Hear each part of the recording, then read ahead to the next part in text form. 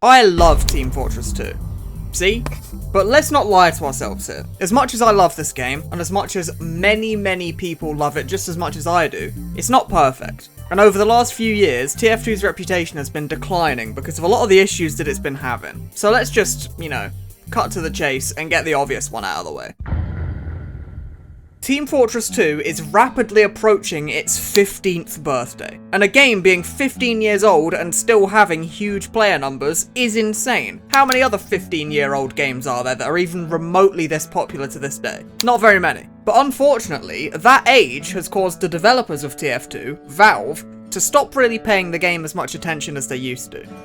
Or any attention at all, in fact. Oh, merde. Let me just give you a little rundown on the way Valve works internally. Valve very infamously allows their employees to basically do anything they want. Instead of assigning employees to certain departments or projects like most companies, Valve instead lets its employees choose what to do and when to do it. Just so long as they're doing something. As long as every single game and service that they have gets enough attention to actually function, the higher-ups at Valve let the devs go and work on whatever project they feel like. So put yourself in the shoes of a Valve employee. You can work on TF2, a 15-year-old game that's had countless updates in its history. Or you can revolutionize virtual reality technology in the office across the hall. Which do you think the highly qualified programmers and artists at Valve would rather do?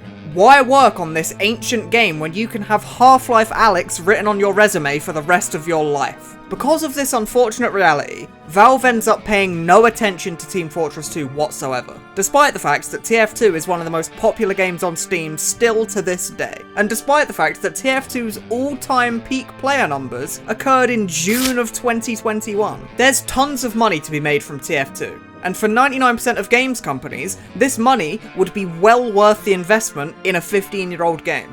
But not for Valve, because Valve doesn't need the money. Valve has Steam. Steam generates such a disgusting amount of money for Valve that they don't even need to profit off of this huge game that they've got sat in their back closet. So long as Steam keeps raking in sickeningly large amounts of money per month selling other people's games, Valve can continue to allow their devs to work on basically whatever they feel like, and can continue to spend 10 years working on one game at a time. And for Valve, that's a good thing. But the damage that TF2 has taken because of Valve's lack of attention is basically unmissable.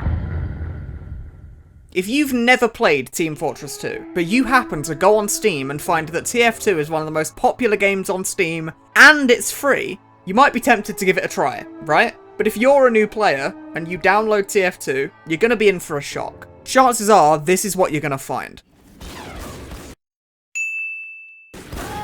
The game is almost completely unplayable, full of hackers and bots. Most veteran TF2 players have gotten pretty efficient at kicking bots from casual games, but it still disrupts the game massively, and it still very frequently results in innocent players getting kicked from the server. And if you're a brand new player, this instantly makes you want to quit playing, and understandably so. An old, undeveloped game is prime real estate for bad actors to take advantage, and that is exactly what they're doing.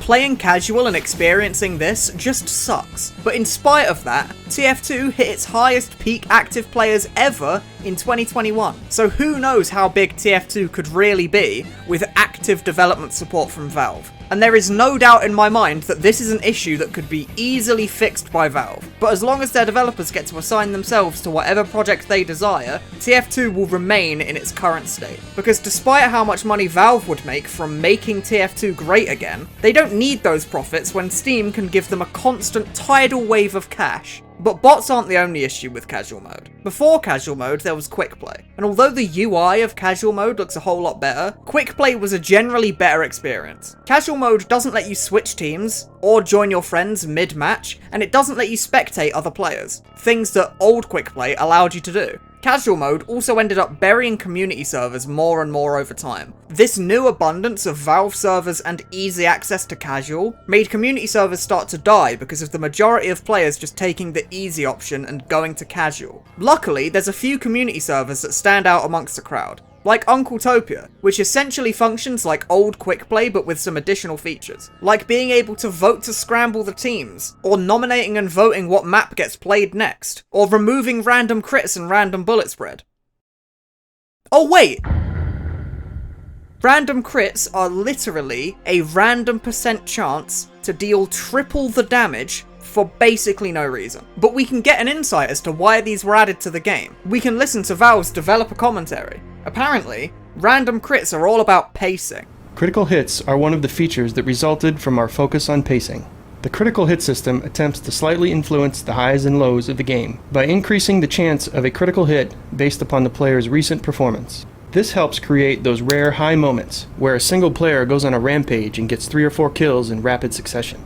Those rare high moments really don't work how the developers probably hoped that they would. Because rare high moments where one player goes on a rampage are only impressive if that rampage took skill to pull off. If the only reason that that guy killed so many people was because he was lucky, no one's impressed, no one's amused. Not even the player that went on the rampage thinks he deserved it. And random crits are influenced by how well you are performing. The more damage you've done in the last minute or so, the more likely you are to get a random crit. And rewarding damage with more damage doesn't make the crit feel earned. The crit still feels just as bullshit as it did before. In fact, it's more bullshit because the skilled players end up stomping noobs harder than they would have done otherwise. And then there's random crit's less exciting cousin, random bullet spread. With this little setting turned on, all shotguns will fire a fixed spread pattern like this, making for much more consistent damage based on how good you are at aiming. But in casual mode,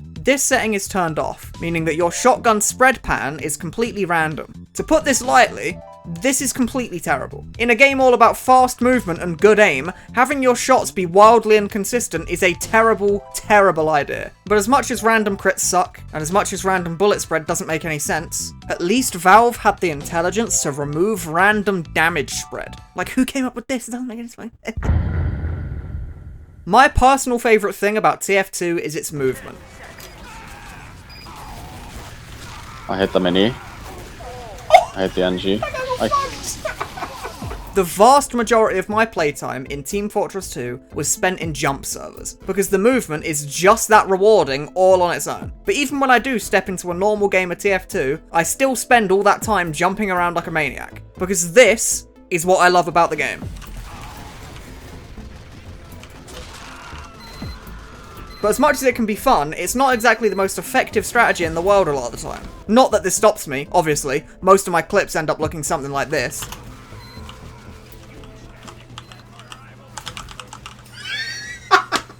But herein lies the problem. Every server has 3 types of people. You've got the 4,000 hour tryhards with a pocket medic up their arse trying their hardest to get that W and win the round. Then you have the brand new players. They've got less than 10 hours in the game, and they're playing the game with a USB steering wheel, just running around playing Pyro. And then, you've got players like me. Players who also have 4,000 hours, but they'd much rather do something goofy and lose than pub stomp with a pocket medic and win every game. Every casual game ends up looking like this. Community servers end up being much better, because people who seek out community servers tend to be much better at the game on average, but the problem is very much still there. And it's an issue that's not really that easy to fix. I mean, you could go queue up for competitive mode, but you might be there a while. The tryhards could go and play comp TF2, finding teams on sites like Htwo, or play lobbies on TF2 Center. And the funny memers can go to a 24/7 Hightower server or something. But these new players, they have nowhere to go. They will always be outclassed by far more experienced players. And the older the game gets, the worse this issue becomes. And it wouldn't be such of an issue if the game itself had a functioning tutorial system. Team Fortress 2's tutorial doesn't even scratch the surface of what a new player needs to know. TF2 is an extraordinarily complex game, but the game also has great character design that allows new players to get stuck in easily. The characters are easy to learn, but hard to master. But even with how easy to learn all the classes are, the tutorial tells you practically nothing about any of them. It tells you the very basics of the game, and it only goes over 4 of the 9 classes. It doesn't talk about all the game modes, what most of the classes do, any of the unlockable weapons, what the classes' roles are. I mean, even this part of the character select screen is misleading as hell. For example, the demo is very good offensively and defensively, but look where he's placed. Same with the Scout and the Soldier. But the Pyro is very defensively oriented, and the NG is a support class, but they're not put in the right place at all. So the tutorial tells you very little, and the character select screen literally lies to you. So most people either go to third-party YouTube guides, or they just try and learn from experience by throwing themselves into casual games. And on top of all of that, these new players are at a direct disadvantage from the very second that they load up the game, and it's got nothing to do with their lack of experience. The default settings for TF2 are absolutely shocking. This is what my TF2 looks like, and it probably looks very similar for most people watching the video right now. But for a new player, it looks something like this. The view models are absolutely enormous, and the field of view is suffocatingly small. Why would anyone want the default FOV in a game to be 75? It doesn't make any sense. And why does the gun need to take up a third of your screen? Even at the size I have them at, I still use a bind that allows me to turn view models on or off when they sometimes get in the way. And that's not even to mention the advanced options that are hidden away in this little tab right here. Most notably, the hit sounds and the damage numbers are turned off by default, which is just terrible.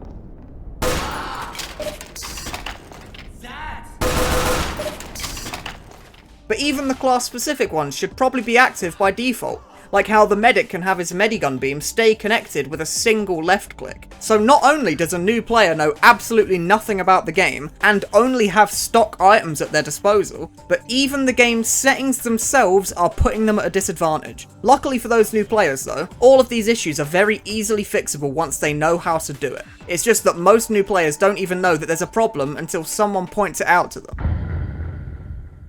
Oh, I love TF2, man. It's just so much fun. There's so many hilarious things to do. I'm just having so much fun. There is absolutely nothing that could possibly ruin this moment. I'm pretty sure it would have to be like a pyro would have to run around the corner. I deserve this. I jinxed it. I love the Pyro class in Team Fortress 2. The classes in TF2 are extremely well designed in very many ways. The biggest factor for a game's longevity is having characters that are easy to learn, but they're hard to master. And there's no doubt in my mind that TF2 wouldn't be anywhere near as successful as it is today if it wasn't for the fact that all 9 classes are very easy to understand, but they have a huge skill ceiling. And the Pyro is no different. Please, someone help! Help! Look at this clip from a YouTuber named Christianma. Some seriously impressive stuff can be done with this class. But the Pyro's issue isn't a lack of skill expression. It's not that Pyro is easy to master. It's that the Pyro's effectiveness doesn't necessarily go up when you get better at the class. The Pyro is probably the easiest class in the whole game for a new player to pick up. It doesn't require any aim at all, and it deals a lot of unmissable damage in close quarters. But the Pyro is honestly a little bit too easy to pick up. So much so that it's usually more effective to do the brainless thing and just hold W and mouse 1 than it is to actually do cool combos and reflect stuff. The skill ceiling for Pyro is very high, but the time spent isn't rewarded enough with greater effectiveness. Unlike every other class in the game, who is undoubtedly significantly more effective when they're more skilled at the class. But free-to-play Pyros that just run into crowds of people very regularly get top 3 spots on the leaderboard in games. And as much as I'm sure it's fun for them, it says a lot about the design of a class that a brand new player can often have more success on the class than someone trying to make cool and skillful plays. Now the Heavy has an entirely different issue, being easy to learn and hard to master just like everybody else. But mastery of the Heavy isn't nearly as exciting or as impressive as mastery over the other classes. Tons of practice and hard work on the Pyro lets you do all this stuff. Soldier has tons of crazy playmaking potential, but the difference between a good Heavy and a bad Heavy isn't any flashy plays or any cool trick shots. It's just that the good Heavy positions better and aims better. That's it. From an outside perspective, the best Heavy in the world and the fresh-faced free-to-play Heavy look exactly the same. Other than, you know, the Heavy expert probably has a shinier hat or something. Yes!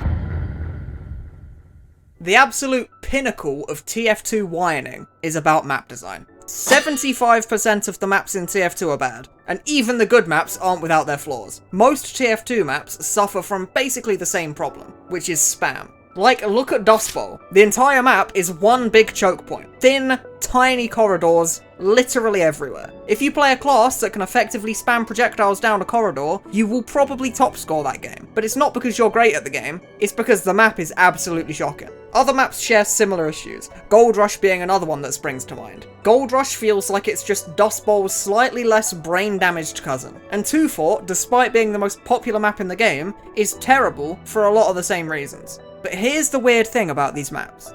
These maps can be a lot of fun. You can have a fun experience on this map, but there's just one condition. You can have fun, but only if you don't care about the objective at all. So long as you don't care about whether you win or lose, or whether you cap the intel or not, you can have a blast. If you just treat any Dust Bowl game like a deathmatch server, it can be a lot of fun, but the moment you try and take the map seriously, it just becomes extraordinarily depressing, because they're far too easy to just spam to victory. But with all that being said, there are a lot of great casual maps in TF2. Let's take Upward, for example. This map is easily the best casual map in the whole game, but even this map isn't without its faults. Most notably, the last point looks like it's doing its very best Dust Bowl impression. Like, look at these corridors. The only way to access the main point is through these hallways, which are tiny and easy to spam through. But TF2 has a whole competitive side of the player base that loves to play 6v6 and Highlander in a much more serious fashion than casual TF2. And the maps that are good for 6s are not necessarily good for casual. Like 5CP is a favourite of 6s matches, but in casual it's just a very, very long 30-minute stalemate until the game ends in a tie. And that leads me quite nicely onto my final point for the video.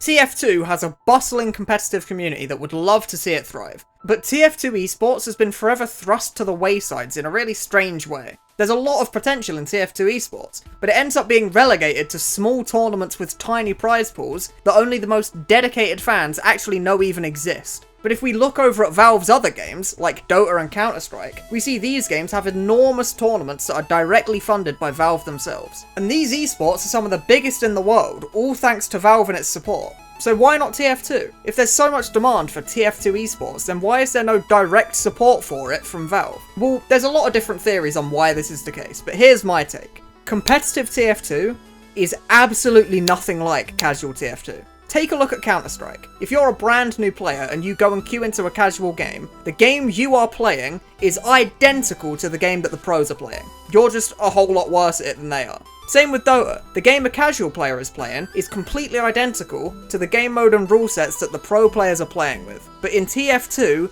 this is far from the case. TF2 Casual is usually 12v12 on a variety of different game modes, but TF2 Competitive is either 6v6 or 9v9. 9v9 is called Highlander, 9 players on each team, 1 of each class. You know, there can be only 1 and all that, haha, very funny. But 6s is much more complicated. 6v6 has a strict meta that is hard to deviate away from, with a class limit of 2 for most classes, but a class limit of just 1 for the Demo Man and the Medic. Most classes end up rarely seeing play, if ever, only being relegated to niche picks to defend last with. A very large number of the weapon unlocks that players have access to in casual are banned in pro play for being unbalanced, making the game unfun, or just interfering with the core balance of the classes and their roles in the game. This is a far cry from what the casual experience is like. So if you put yourself in Valve's shoes, why would they support a competitive scene that looks like this? If the pro scene attracts new players, those new players will be getting into an entirely different experience than the experience that they watch in those official Valve tournaments. And as much as tournaments do for a community, from the developer's perspective, they're basically just advertisements. It generates hype in a community that keeps them committed,